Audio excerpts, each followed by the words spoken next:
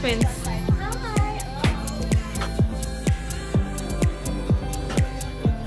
This is makhani. Chicken makhani.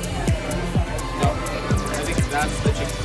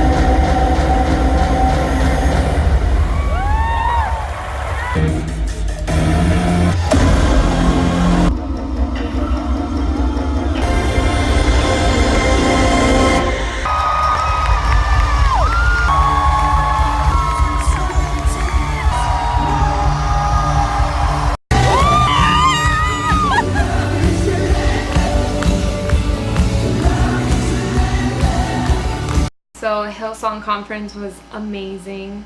Just reflecting on all the speakers and wanted to share a little bit about some of the messages that were said and just some key points that spoke to me or highlighted. I'm sure it's going to help you. Carl Lentz, his message was called This Is Us, and he was basically just talking about how we should love people with the love of Christ, and are we loving people the way that we have been loved by God? What are you doing with this love that you have received? And does it walk and talk like Jesus? Does it make people think, I want to be a part of that? Whatever this church thing that they're a part of, I want to be a part of that. And that's what we should be giving off as a church, instead of making people want to run away because we have this stereotype of being judgy and not welcoming.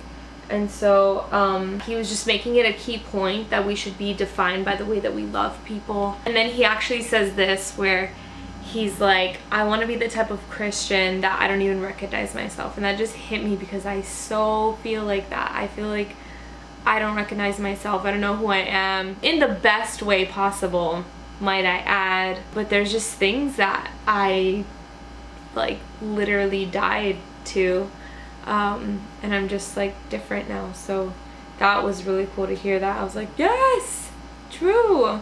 And then he said, are you so set in your ways that you will not see the will of God? And I think that's so crucial, because sometimes we're just like so set on like, this is biblical and this is the boundaries and whatever, but we're missing like the things that God's actually doing in our lives. And we think that God can't use me right now because he's like working on me. Like, this is a season where I just need to be like poured into. Like, no, God can use you while he's developing you, and your issues do not have to be a barrier to influence others. Then he says, we don't pick the season that God places us. That's a nugget right there. And then he says this, sometimes we often think like, I'm tired of waiting for someone to do something that maybe I can be the answer to.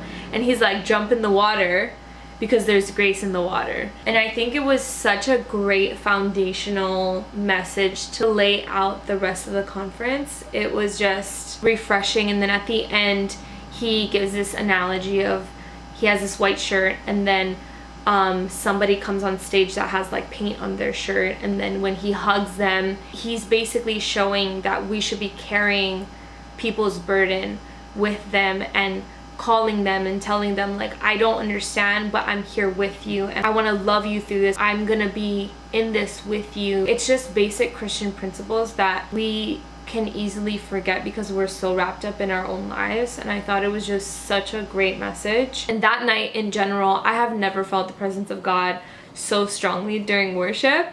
I couldn't even like I couldn't even worship. Like, I would be like this,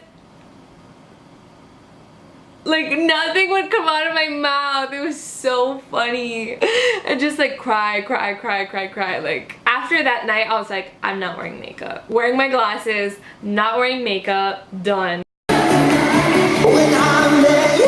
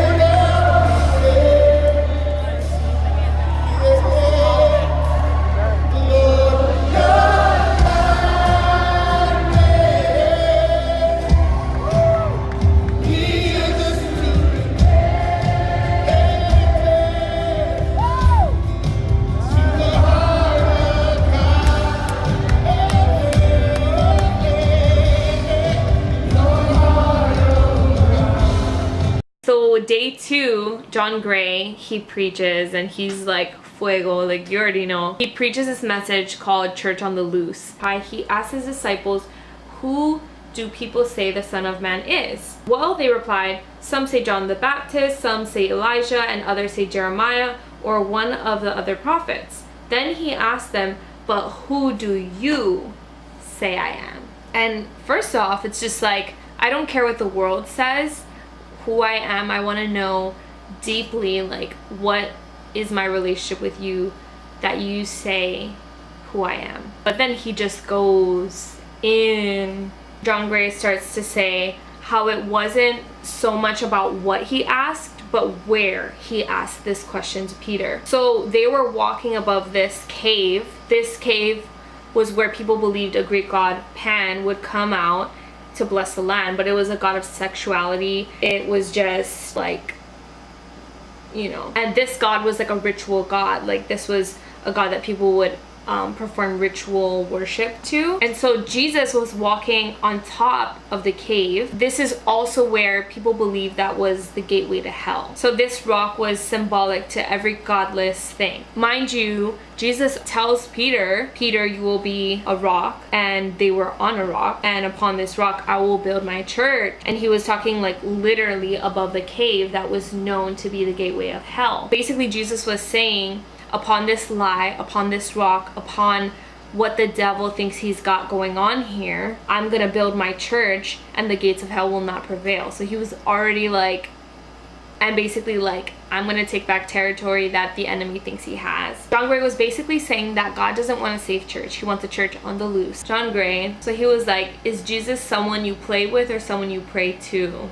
A church on the loose takes territory, and like every expression that we make, does it reflect Jesus? It's not like, oh, I need to go and grab Jesus before I leave the house. It's like, no, like he is part of me. I take him with me wherever I go. Can you identify the value of Jesus in a compromising time? You need to see a church that's unlocked, unbound, and unafraid. And I just like highlighted some like points that he was just like spit and fire. And so I was like, he's talking about people that are not saved, or just in general, like we shouldn't be judging people because we are honestly in no place to do that. And he goes, we cannot hold people hostage to what we think they should be when they walk through the doors. And then he goes, don't put your insecurity and bondage on other people. Stop putting chains on people that are already broken. And that's so true, and that convicted me so hard.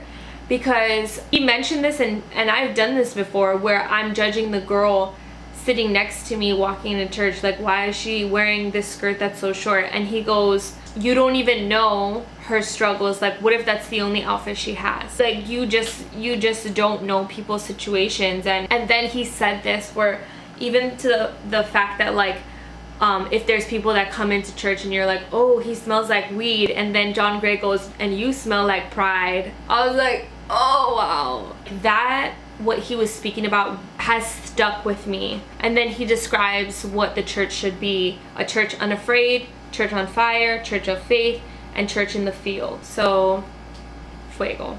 John Gray spoke in the morning and then he spoke at night. And that message in itself, like, I can't. Someone recorded the entire thing on YouTube, so I might just like post it here. It was basically just like identity. It was everything I needed to hear. That was probably my favorite message from everything. It was such a powerful moment. We literally sang that song, Heart of God, about 20 times. I had never heard that song, and I knew like all the words after conference because we sang that song so many times. Your kindness leads us to repentance.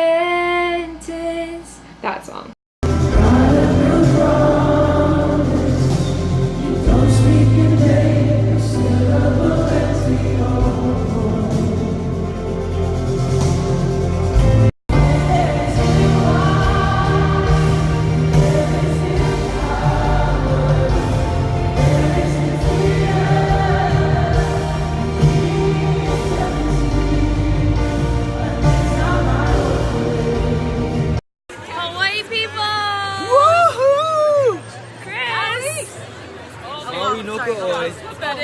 You trust God with your tears, and I believe He'll restore your fortune. I believe for those armloads of blessing. I believe for the harvest overflowing. I believe the tears of sorrow becoming tears of joy. He ends his sermon by showing us pictures of tears that were caught under a microscope, and how every single tear does not look the same. For example, tears of joy look different from tears of sadness. Stop having face-to-face conversations with the enemy and start having foot-to-face conversations with the enemy. Chris Durso, wow. He was just talking about how God had spoken to him that his son was going to be like a preacher and world changer. He ends up in the hospital. Just things did not look good, and God was like, did I not tell you? And says God's not wasteful with his words. So easily can just pick up on what the enemy's words are saying that we forget the creator's words.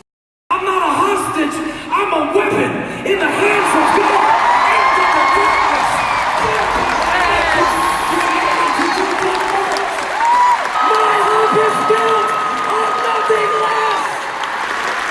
After conference, I felt so overwhelmed. I felt like I had a spiritual hangover. I slept for majority of the day. So Sunday rolls around. It was just incredible. Went to Trinity Harlem, my church. After that, I just hung out. I did devos. I kind of just meditated on everything. And then later on, I went and I met up with my friend Chris. We hung out for a little bit, and then we went to Hillsong later that night. It was crazy because God spoke to me during worship, and I was just reminded that everything that I did last year on my last Sunday, it was everything that I did this year as well. It was kind of like that last Sunday I pressed pause on New York and everything, and that Sunday was kind of as if I was pressing play, and we were like, all right, let's start where we left off and let's do this thing. And it just shows God's faithfulness, honestly, and how he's so patient with us, gives us second chances. And it's just, I was really thankful, and I was so overwhelmed. It was amazing. It's crazy, and it's awesome because I'm starting with conference and then I'm ending with conference in October. So I'm excited. God's like totally moving. So thankful that I got to go. I met 2 girls from Elevation Church. They were awesome. And yeah, I just met people. It was awesome. It was so good. And I would really recommend, if ever in your life you need to go to a Hillsong conference or just a conference in general, like get filled up, just be in a place of receiving and not really forcing anything to happen, but just let it happen. It was so good.